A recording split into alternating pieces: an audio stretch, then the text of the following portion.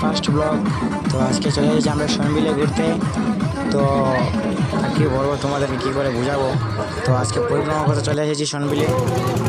তো আজকে প্রায় আমরা 21টি নৌকা নিয়ে বেরিয়ে গেছিলাম সনবিলে পরিক্রমা করার জন্য। হরিওম নাম কীর্তন চলছে।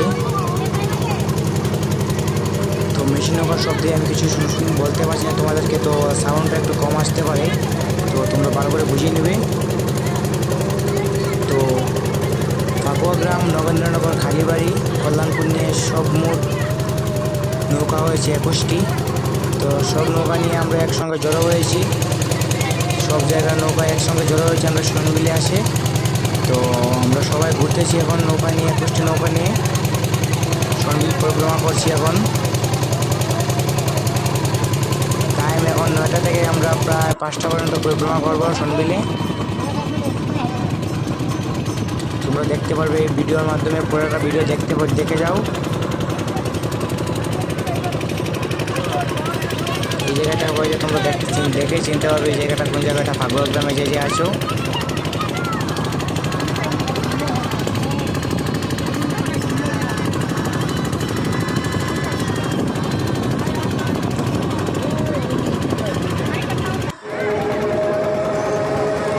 এই জায়গাটা হচ্ছে কল্যাণপুরের সাইড থেকে চলে গেছি এখন।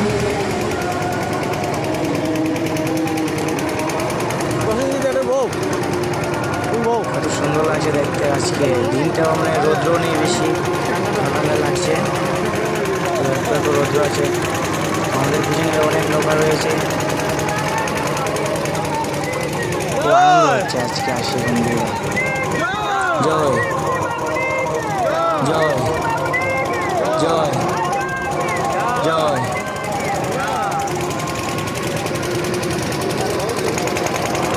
এই দেখতে পাচ্ছ তোমরা পিছনে কত নৌকা রয়েছে আমার।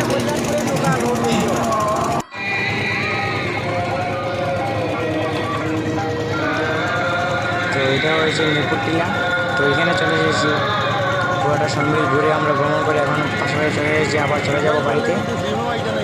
তো আর কিছুক্ষণ পরে আমরা চলেছি এখন। এই একটা লোহার নৌকা নিয়ে, লাস্ট পর্যন্ত নৌকা কম ছিল তো একটা লোহার নৌকা নিয়ে বেরিয়ে গেছি ওরা। নৌকার ভিতরে উপরে সবখানে কোনোখানে জায়গা নিচ্ছে না, তো উপরে চলে গেলাম। এখানে ওই নৌকাটা একটু ডিজাইন করে করা হয়েছে।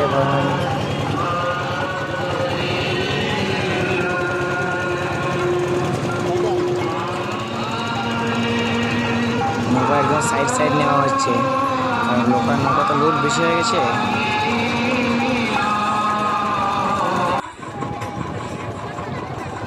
এই নৌকাটা একা একা মাছ বিলে দিয়ে যাচ্ছে। আসলে দুটা নৌকা চলেন না, লাইক বুঝা যায় না এটা চলার পরে এক জায়গায় থামি রয়েছে অবস্থা।